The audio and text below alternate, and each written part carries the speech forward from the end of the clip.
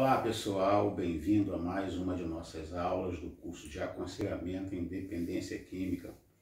Eu sou Carlos Alberto Silva Ferreira, sou psicólogo e hoje nós vamos conversar sobre os termos dependência química e dependente químico. Você já parou para pensar qual o significado desses termos? Por que esses termos existem? Qual a finalidade da sua criação e qual o seu propósito? Então, há mais ou menos 40 anos atrás, 30, em alguns lugares até 20 anos atrás, dependendo da região, as drogas, que hoje nós chamamos de drogas ilícitas, eram chamadas pela população de tóxico. As pessoas usavam com X, o som de CH, tóxico. Então, maconha e a cocaína que estava entrando no mercado e as demais substâncias ilícitas eram conhecidas como tóxicos. Já nos meios acadêmicos, no meio de estudo, duas palavras eram utilizadas: toxicomania e toxicômanos. Toxicomania referindo-se à debilidade, referindo-se ao transtorno, referindo-se a aquilo que já se desenhava, se combinava, se convencionava ser uma doença. E toxicômano seria então o portador desse transtorno. A palavra ainda era separada de alcoolismo. Anteriormente, o termo utilizado era alcoólatras, que também foi modificado. Então, esses termos apresentavam alguns problemas. O primeiro deles era que mania era muito vago. Mania pode se referir-se a muitas coisas e é usada em muitos outros transtornos.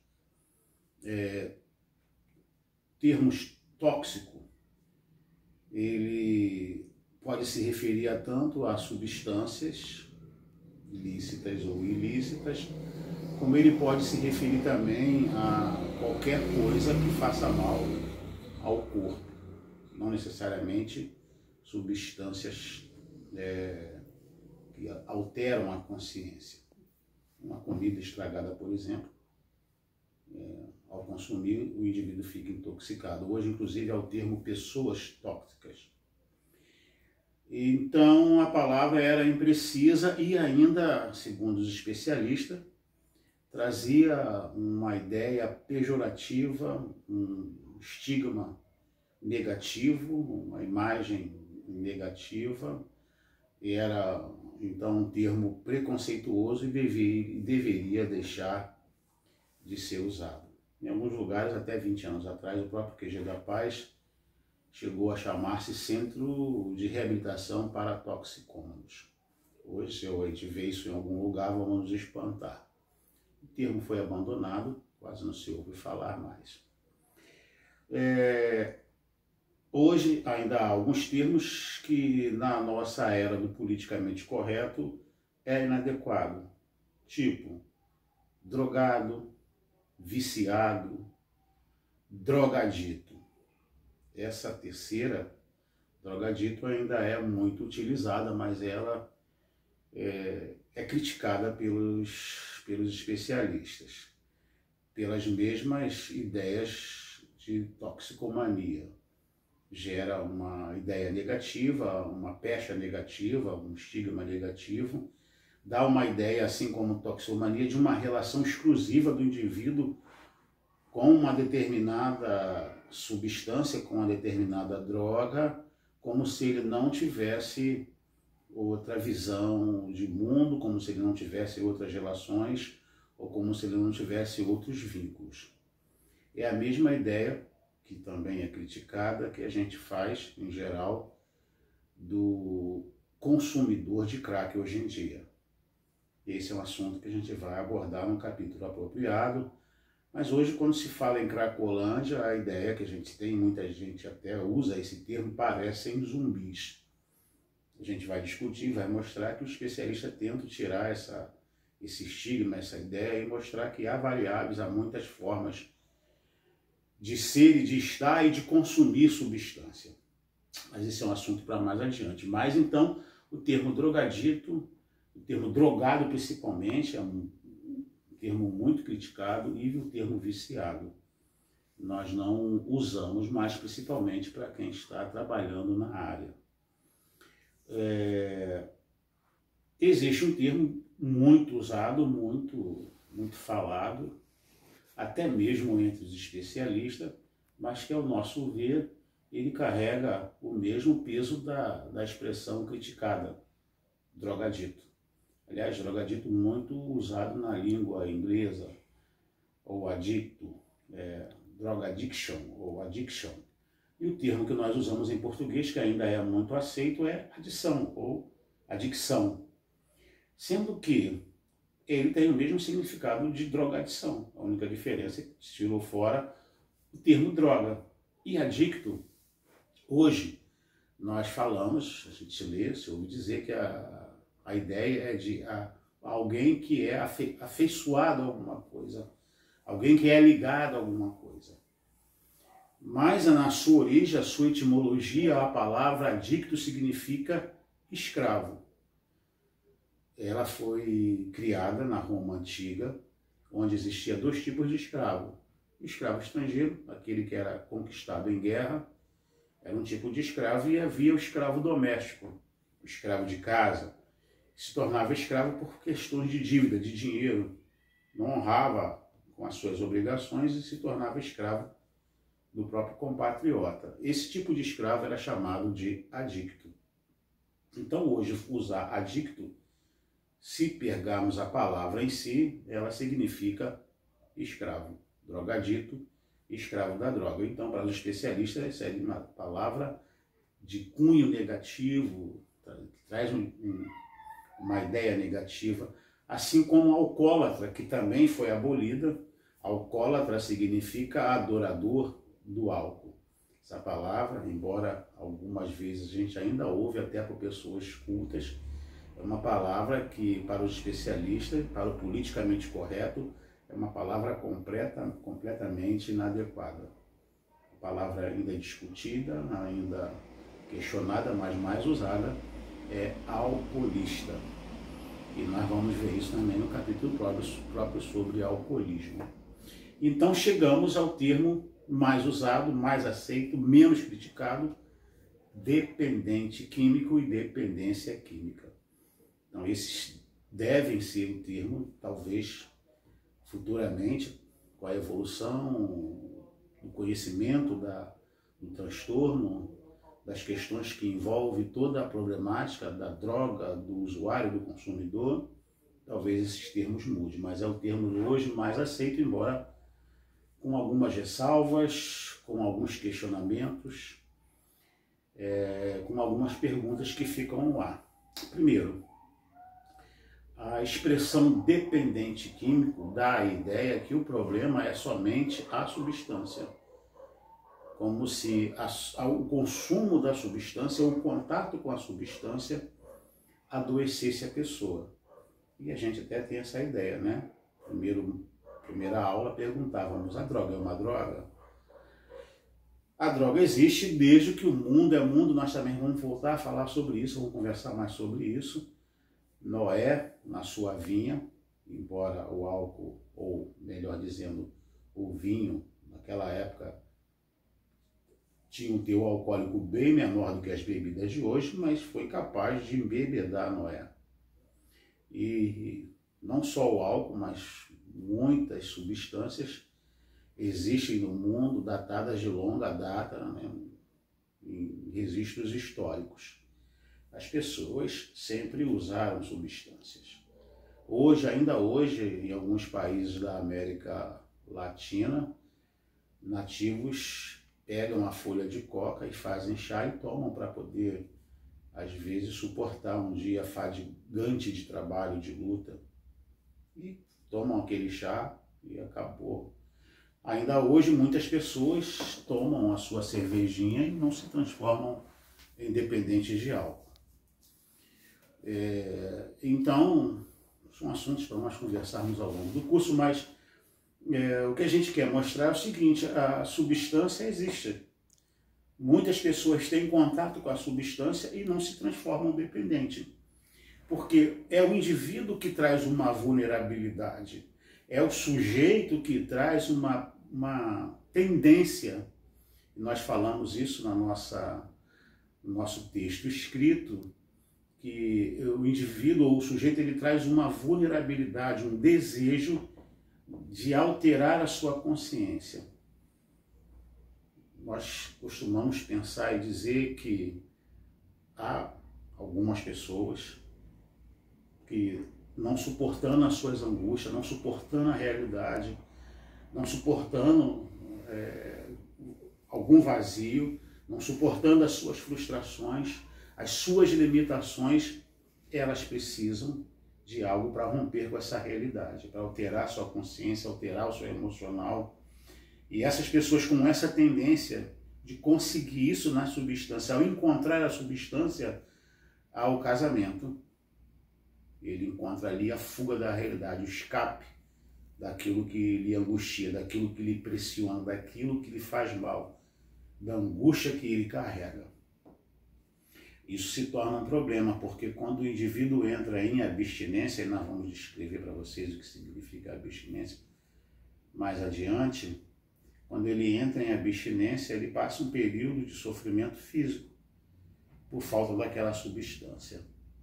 Mas ao vencer a abstinência física, a necessidade que o corpo tem, que a carne tem, de voltar a experimentar aquela substância, ele volta a se deparar com o seu vazio, com a sua angústia, com a sua pressão interna, com o seu sofrimento psíquico. E é claro, cada caso é um caso, cada indivíduo é um indivíduo, cada história é uma história. Se ouve muito falar, principalmente para quem trabalha com acolhimento, que a história é sempre a mesma. Isso não é verdade. Cada um tem uma história, cada um tem uma angústia singular, cada um tem uma pressão singular, um vazio singular, cada um tem um buraco singular e a maneira própria de lidar com isso, por isso que são substâncias diferentes. Cada substância tem uma proposta, vai exatamente preencher aquela carência que o indivíduo carrega. A gente tem fala muito de droga, de álcool, de cocaína, de maconha,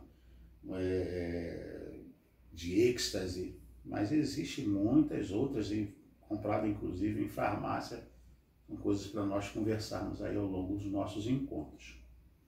Então, dependência química é uma fragilidade que o indivíduo traz. É o indivíduo, é o sujeito que traz uma tendência, uma dificuldade de lidar com a sua realidade, de lidar com a realidade que está à sua volta, e tem uma tendência de transcender. Nós que somos pessoas voltadas para o espiritual, às vezes nós transcendemos ao espiritual, jogamos as nossas angústias no espiritual, as nossas necessidades no espiritual. Alguns chegam a falar, alguns que estão fora dessa realidade espiritual, chegam a falar que isso é uma fuga da realidade. Usar substâncias, para muitas pessoas, pode ser um momento breve e todos nós precisamos de alguma coisa para fugir da realidade. Isso é algo comum entre os especialistas, entre os estudiosos, entre os psicólogos, entre os médicos, entre os sociólogos, entre filósofos e diríamos até entre as pessoas espirituais. O ser humano, é claro que precisa de momentos que ele escape dessa realidade. Você já deve ter vivido situações que você estava preocupado, que você estava tenso, chegou em casa, ligou uma televisão para ver um programa bem leve, um programa humorístico, um programa que você não era obrigado a pensar, simplesmente para fugir um pouco daquele problema que você tem fora da sua casa, no trabalho ou em outro lugar, enfim. Por um breve momento você dá uma escapulida da realidade, mas aquilo não traz prejuízos à sua vida. Você não faz, ou a pessoa não faz disso algo que vai comprometer as suas outras atividades. Algumas pessoas fazem isso com substâncias, fazem de forma recreativa.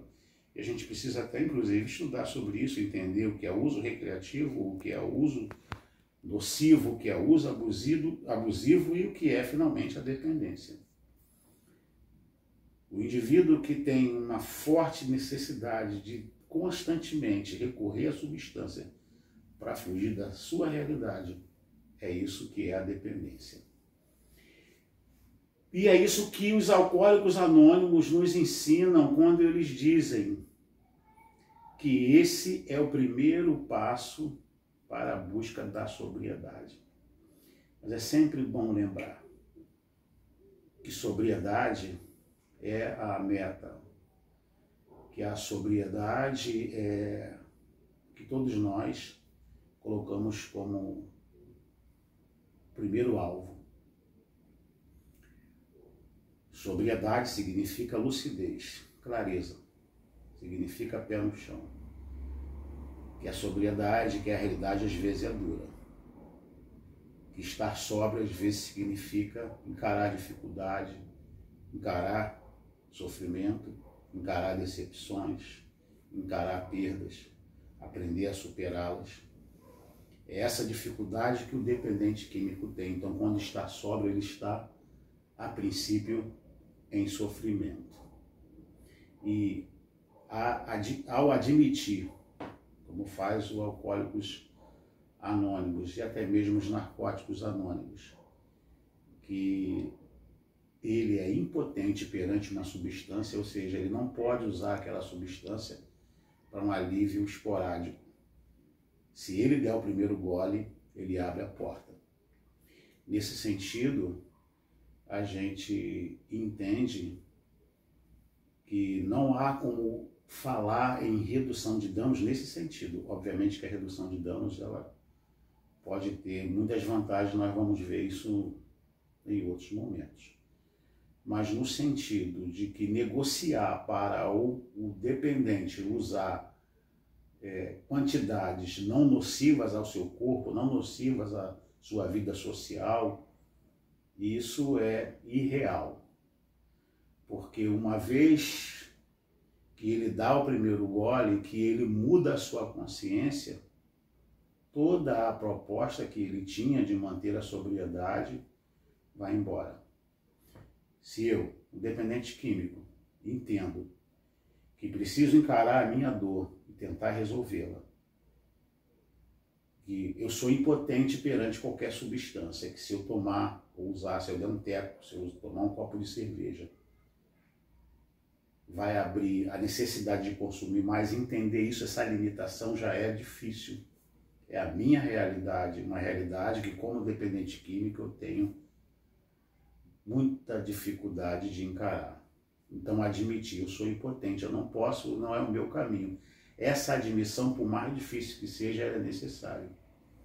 E aí não tem como negociar. É como diz os Alcoólicos Anônimos, não posso tomar o primeiro gole. Bom, acho que por hoje a gente conseguiu conversar o que nós precisávamos. As substâncias, elas têm um potencial ofensivo, um potencial lesivo.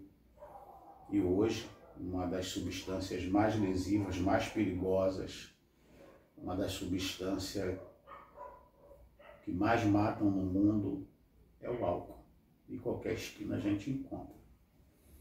Muitas pessoas bebem e tomam seu copinho de vinho, tomam sua cervejinha.